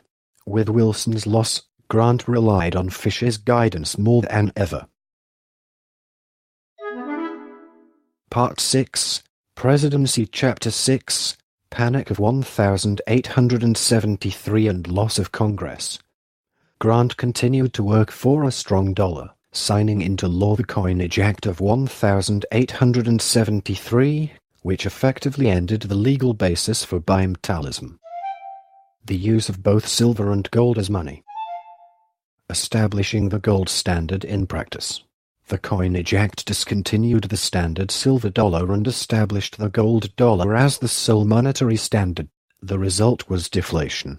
Silverites who wanted more money in circulation to raise prices farmers received denounced the move as the crime of 1873, claiming the deflation made debts more burdensome for farmers. Grant's second term saw renewed economic turmoil. In September 1873, J. Cook and Company, a New York brokerage house, collapsed after it failed to sell all of the bonds issued by J. Cook's Northern Pacific Railway. The collapse rippled through Wall Street, and other banks and brokerages that owned railroad stocks and bonds were also ruined. On September 20th, the New York Stock Exchange suspended trading for 10 days. Grant, who knew little about finance, traveled to New York to consult leading businessmen and bankers for advice on how to resolve the crisis, which became known as the Panic of 1873. Grant believed that, as with the collapse of the gold ring in 1869, the panic was merely an economic fluctuation that affected bankers and brokers. He instructed the Treasury to buy $10 million in government bonds, injecting cash into the system. The purchases curbed the panic on Wall Street, but an industrial depression, later called the Long Depression, nonetheless swept the nation. Many of the nation's railroads, 89 out of 364, went bankrupt. Congress hoped inflation would stimulate the economy and passed what became known as the Inflation Bill in 1874. Many farmers and workingmen favored the bill, which would have added $64 million in greenbacks to circulation, but some Eastern bankers opposed it because it would have weakened the dollar.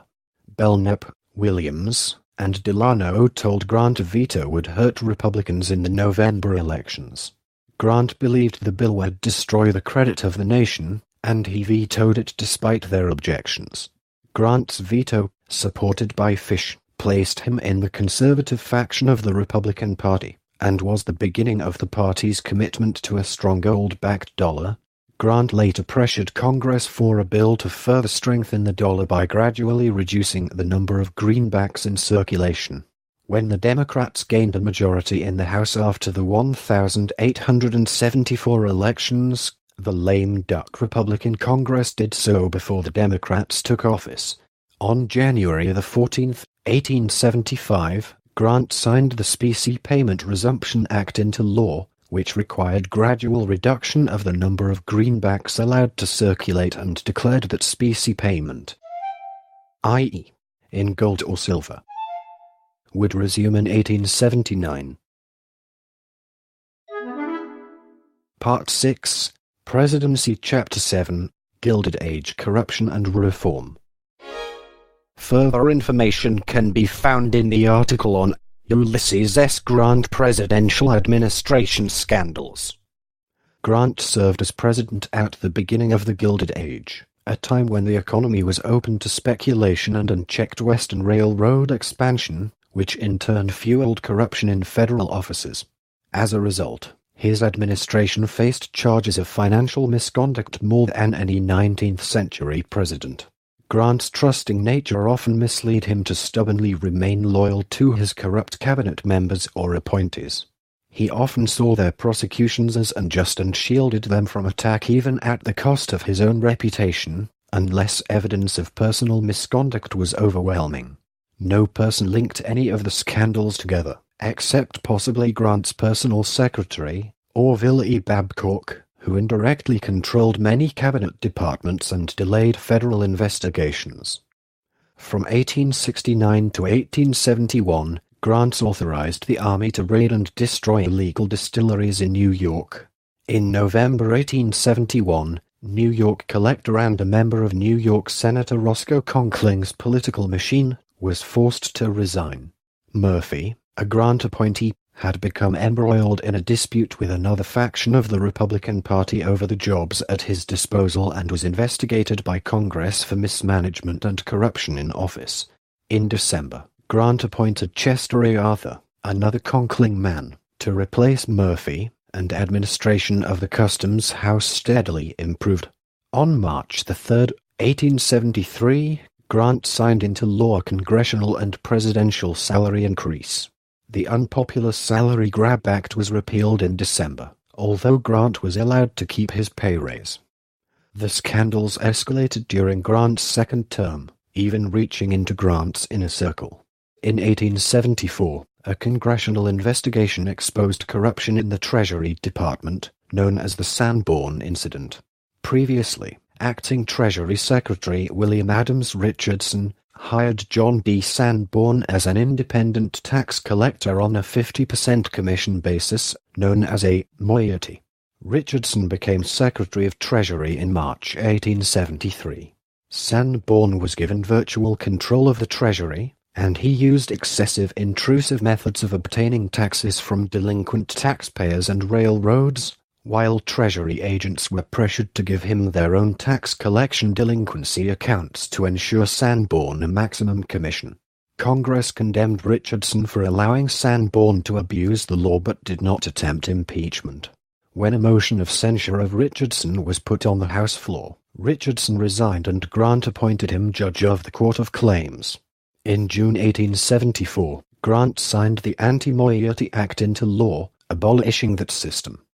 Grant replaced Richardson as Treasury Secretary with Benjamin H. Bristow, a man known for his honesty, who began a series of reforms in the department, including tightening up the detective force, discovering that millions of gallons of whiskey escaped taxation, and having Grant's endorsement to act.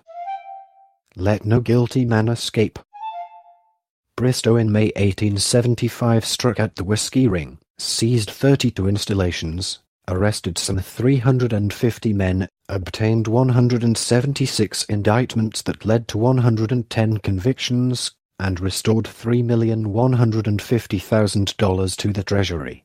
When Bristow's investigation implicated Babcock as part of the Whiskey Ring, Grant became defensive, believing Babcock innocent. While denying immunity to minor Whiskey Ring conspirators, Grant worked to protect Babcock. In 1876, a jury acquitted Babcock at a trial influenced by Grant's deposition in Babcock's favor. After the trial, Grant dismissed Babcock from the White House. Grant freed some Ring members after a few months in prison, and freed Ring founder John MacDonald after 17 months in jail. Grant's Civil Service Commission had limited success. Some cabinet members implemented a merit system that increased the number of qualified candidates and relied less on congressional patronage. Delano, however, exempted his department from competitive examinations, and Congress refused to enact permanent civil service reform. Zachariah Chandler, who succeeded Delano in 1875, reformed the Interior Department and fired corrupt clerks in the Bureau of Indian Affairs. The same year, Grant fired Attorney General George Henry Williams after his wife was discovered to be involved in a bribery scandal, and appointed reformer Edwards Pierrepont in his place. Grant suggested other reforms as well, including a proposal that states should offer free public schooling to all children.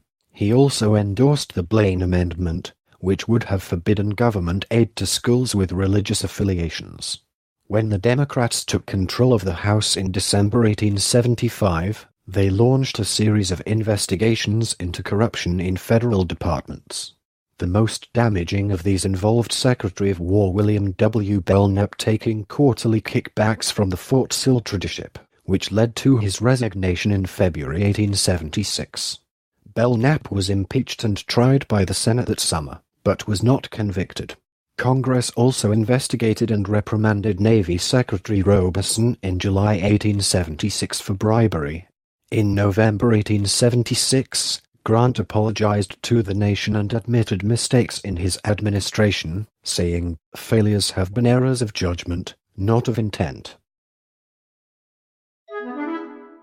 Part 6, Presidency Chapter 8, Election of 1876. Even as Grant drew cheers at the opening of the Centennial Exposition in May 1876, the collected scandals of his presidency, the country's weak economy, and the Democratic gains in the House led many in the Republican Party to repudiate him in June. Bristow was among the leading candidates to replace him, suggesting that a large faction desired an end to Grantism and feared that Grant would run for a third term. Ultimately, Grant declined to run, but Bristow also failed to capture the nomination, as the convention settled on Governor Rutherford B. Hayes of Ohio, a reformer.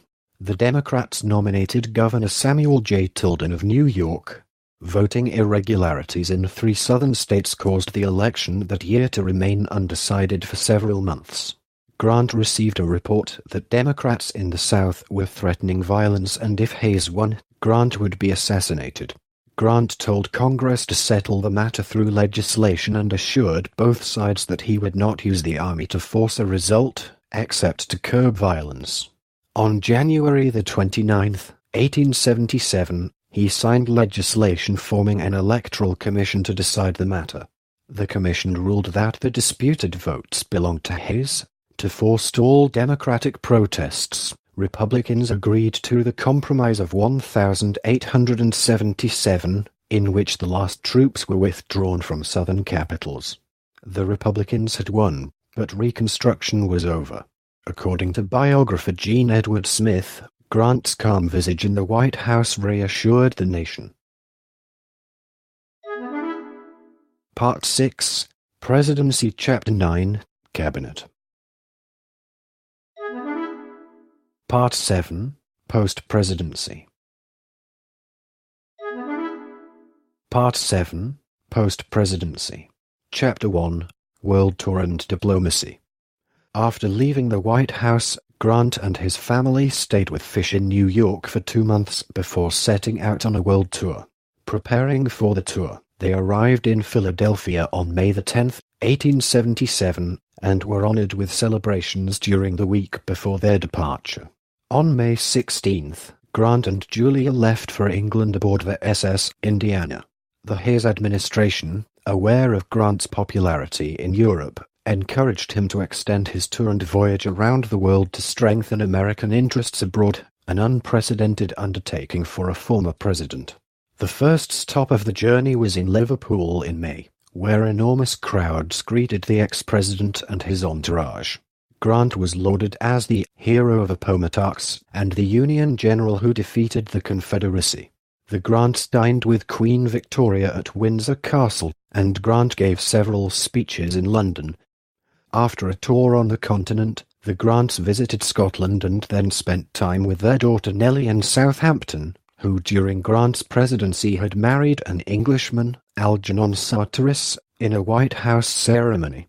Grant and Julia journeyed to Paris and visited with Leon Gambetta, whom Grant considered one of the greatest people he met on the tour. Next they departed for Italy, visiting Naples, Pompeii and Mount Vesuvius. The Grants spent Christmas 1877 aboard USS Vandalia, a warship docked in Palermo. After cruising the Mediterranean, the Grants took a winter sojourn through Egypt and the Holy Land. They were in Constantinople on March 3, 1878, and at the time of the signing of the Treaty of San Stefano. Next followed a visit to Greece, before they met with Pope Leo XII at the Vatican. In 1878, they visited the Netherlands before moving on to Germany, where Grant discussed military matters with Chancellor Otto von Bismarck, telling him that in the final stages of the Civil War, the Union Army fought to preserve the nation and to destroy slavery. In Russia, Tsar Alexander II asked Grant about the future of the Plains Indians. After touring Spain, the Grants returned to England, via Paris. From England, the Grants left by private ship, sailing into the Mediterranean and stopping at Marseille, then across to Alexandria, visiting Egypt hurriedly and on through the Suez Canal to India. Grant initially viewed British colonization of India as purely selfish, yet upon observation, he acknowledged that the colonial subjects were allowed to prosper. After India, they toured Burma, Siam, where Grant met with King Chulalongkorn, Singapore, and Cochin China, Vietnam. Leaving Hong Kong, the Grants visited Canton, Shanghai, and Peking, China, where he criticized the autocratic attitude of Westerners toward the Chinese, which he compared to that of antebellum slaveowners. He declined to ask for an interview with the Guangxu Emperor, a child of 7, but did speak with the head of government, Prince Gong, and Li Hongshang, a leading general. They discussed China's dispute with Japan over the Ryukyu Islands, and Grant agreed to serve as a mediator. After crossing over to Japan on the USS Richmond and meeting the Emperor Meiji, Grant, keeping his word, tried to convince Japan to make peace with the Chinese. Japan, having the superior military, annexed the disputed islands a few weeks after Grant left the country. Homesick, the Grants left Japan sailing on the City of Tokyo, escorted by a Japanese man-of-war, crossed the Pacific and landed in San Francisco in September 1879, greeted by cheering crowds. After a visit to Yosemite Valley, they returned at last to Philadelphia on December the 16th, 1879. Their 2-year and 7-month voyage around the world captured the popular imagination, and Republicans, especially those of the stalwart faction excluded from the Hayes administration, saw Grant in a new light. The Republican nomination for 1,880 was wide open after Hayes forswore a second term, and many Republicans thought that Grant was the man for the job. Part 7. Post-Presidency. Chapter 2. Third Term Attempt. Stalwarts, led by Grant's old political ally, Roscoe Conkling, saw the ex-president's renewed popularity as a way for their faction to regain power. Opponents called it a violation of the two-term rule that had been the norm since George Washington. Grant said nothing publicly, but he wanted the job and encouraged his men. Washburn urged him to run. Grant demurred, saying he would be happy for the Republicans to win with another candidate, though he preferred James G. Blaine to John Sherman.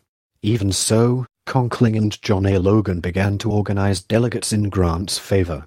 When the convention convened in Chicago in June, there were more delegates pledged to Grant than to any other candidate, but he was still short of a majority vote to capture the nomination.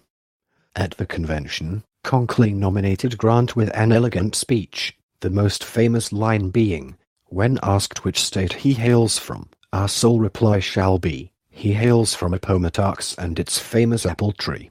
With 370 votes needed for nomination, the first ballot had Grant at 304, Blaine at 284, Sherman at 93, and the rest scattered to minor candidates. Subsequent ballots followed, with roughly the same result. Neither Grant nor Blaine could win. After 36 ballots, Blaine's delegates deserted him and combined with those of other candidates to nominate a compromise candidate, Representative James A. Garfield of Ohio. A procedural motion made the vote unanimous for Garfield, who accepted the nomination. Grant gave speeches for Garfield but declined to criticize the Democratic nominee, Winfield Scott Hancock, a general who had served under him in the Army of the Potomac. Garfield won the election. Grant gave Garfield his public support and pushed him to include stalwarts in his administration. On July 2, 1881, Garfield was shot by an assassin and died on September 19. On learning of Garfield's death from a reporter, Grant wept bitterly. Part 7. Post-Presidency. Chapter 3. Business Ventures. When Grant had returned to America from his costly world tour, he had depleted most of his savings and needed to earn money and find a new home. Wealthy friends bought him a home on Manhattan's Upper East Side, and to make an income, Grant, Jay Gould, and former Mexican Finance Secretary Marcius Romero chartered the Mexican Southern Railroad, with plans to build a railroad from Oaxaca to Mexico City. Grant urged Chester A. Arthur, who had succeeded Garfield as president in 1881, to negotiate a free trade treaty with Mexico. Arthur and the Mexican government agreed, but the United States Senate rejected the treaty in 1883.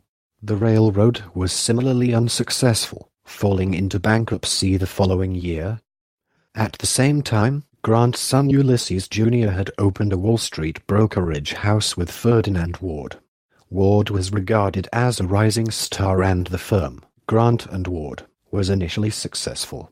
In 1883, Grant joined the firm and invested $100,000 of his own money.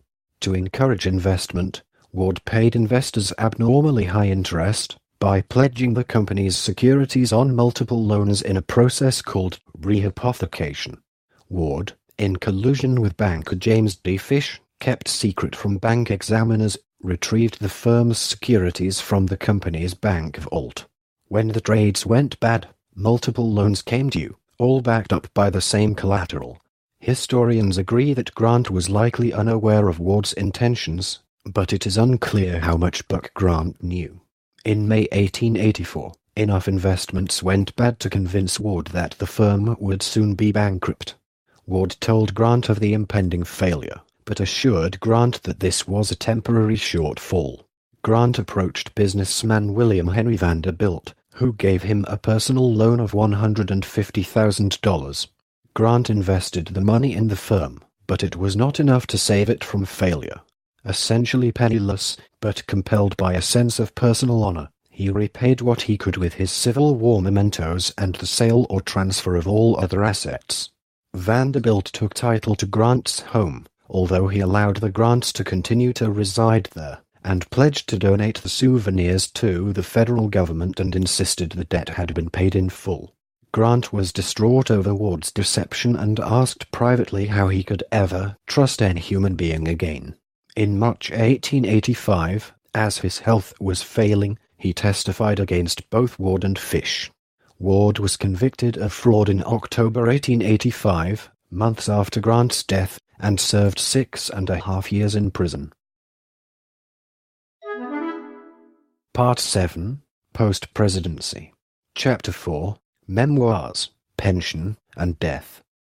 To restore his family's income and reputation, Grant wrote several articles on his Civil War campaigns for the Century magazine at $500 each.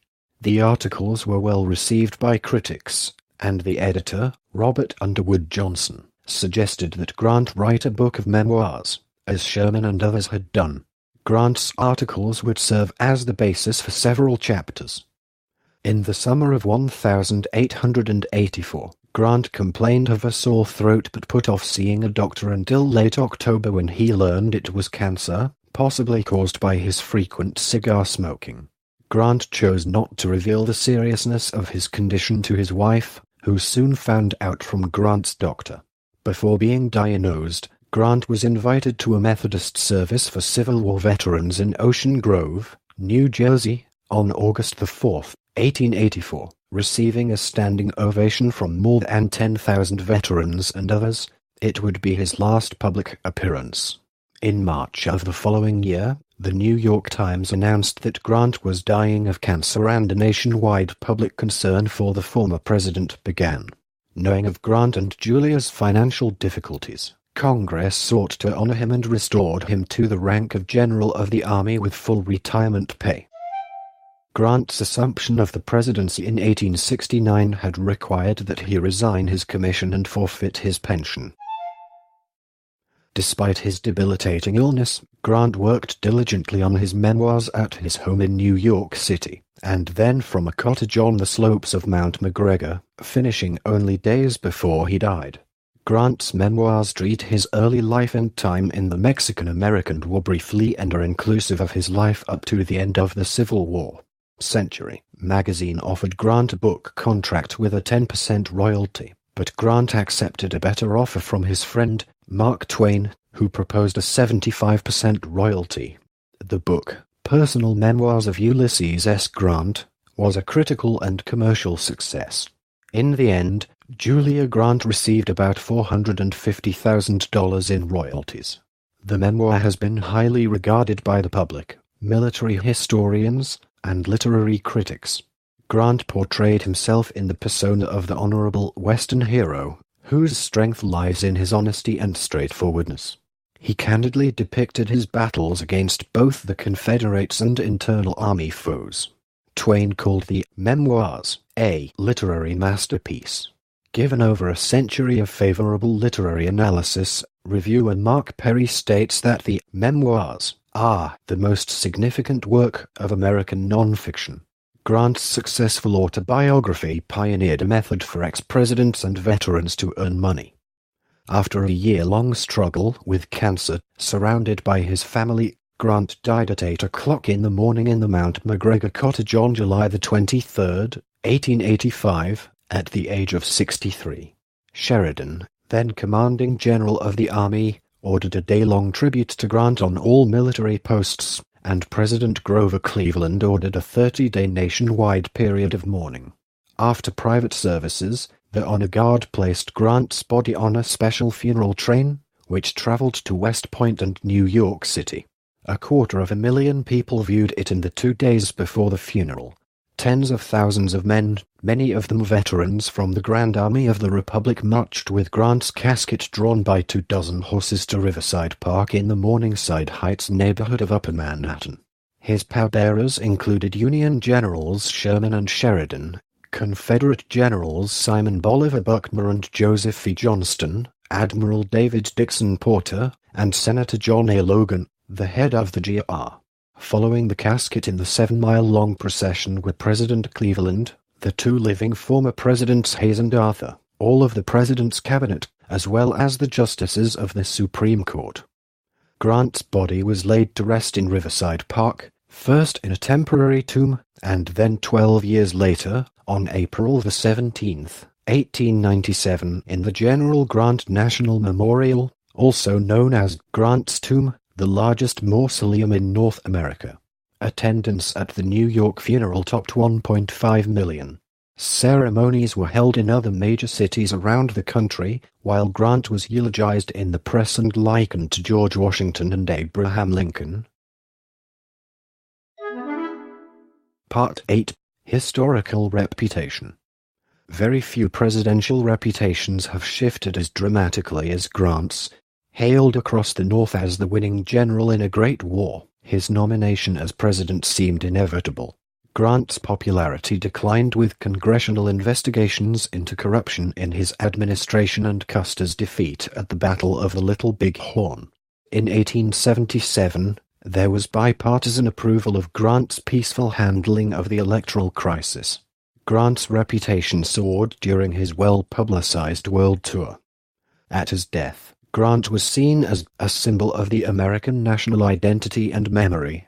When millions turned out for his funeral procession in 1885 and attended the 1,897 dedication of his tomb, Grant's popularity increased in the years immediately after his death. At the same time, commentators and scholars portrayed his administration as the most corrupt in American history. As the popularity of the pro-Confederate Lost Cause movement increased early in the 20th century, a more negative view became increasingly common. As they had early in the Civil War, Grant's new critics charged that he was a reckless drunk, and in light of his presidency, that he was also corrupt. In the 1930s, biographer William B. Heseltine noted that Grant's reputation deteriorated because his enemies were better writers than his friends. In 1931, Frederick Paxson and Christian Bach in the Dictionary of American Biography praised Grant's military vision and his execution of that vision in defeating the Confederacy, but of his political career, the authors were less complimentary. Speaking specifically of the scandals, they wrote that personal scandal has not touched Grant in any plausible form, but it struck so close to him and so frequently as to necessitate the vindication of his honor by admitting his bad taste in the choice of associates. Views of Grant reached new lows as he was seen as an unsuccessful president and an unskilled, if lucky, general. Bruce Catton and T. Williams began the reassessment of Grant's military career in the 1960s. Shifting the analysis of Grant as victor by brute force to that of successful and skillful strategist and commander. Even for scholars with a particular concern for the plight of former slaves and Indians, Grant left a problematic legacy and, with changing attitudes toward warfare after the end of the Vietnam War, Grant's military reputation suffered again. William S. McFeely won the Pulitzer Prize for his critical 1981 biography that emphasized the failure of Grant's presidency to carry out lasting progress and concluded that he did not rise above limited talents or inspire others to do so in ways that make his administration a credit to American politics. John Y. Simon in 1982 responded to McFeely, Grant's failure as president lies in the failure of the Indian peace policy and the collapse of Reconstruction. But if Grant tried and failed, who could have succeeded? Simon praised Grant's first term in office, arguing that it should be remembered for his staunch enforcement of the rights of freedmen combined with conciliation of former Confederates, for reform in Indian policy and civil service, for successful negotiation of the Alabama claims, and for delivery of peace and prosperity. According to Simon, the liberal Republican revolt, the Panic of 1873, and the North's conservative retreat from Reconstruction weakened Grant's second term in office, although his foreign policy remained steady. Historians' views have grown more favorable since the 1990s, appreciating Grant's protection of African Americans and his peace policy towards Indians, even where those policies failed. Grant's reputation rose further with Gene Edward Smith's 2001 biography. Smith argued that the same qualities that made Grant a success as a general carried over to his political life to make him, if not a successful president, then certainly an admirable one. Smith wrote that the common thread is strength of character and indomitable will that never flagged in the face of adversity. Sometimes he blundered badly, often he oversimplified, yet he saw his goals clearly and moved toward them relentlessly.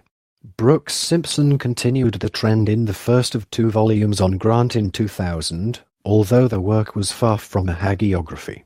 H.W. Brands, in his more uniformly positive 2012 book, wrote favorably of Grant's military and political careers alike, saying, quote, "As commanding general in the Civil War, he had defeated secession and destroyed slavery, secession's cause. As president during Reconstruction, he had guided the South back into the Union.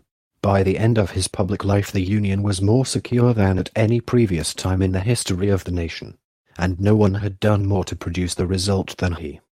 As Reconstruction scholar Eric Foner wrote, Brands gave a sympathetic account of Grant's forceful and temporarily successful effort as president to crush the Ku Klux Klan, which had inaugurated a reign of terror against the former slaves.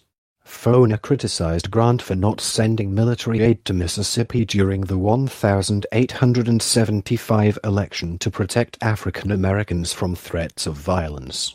According to Foner,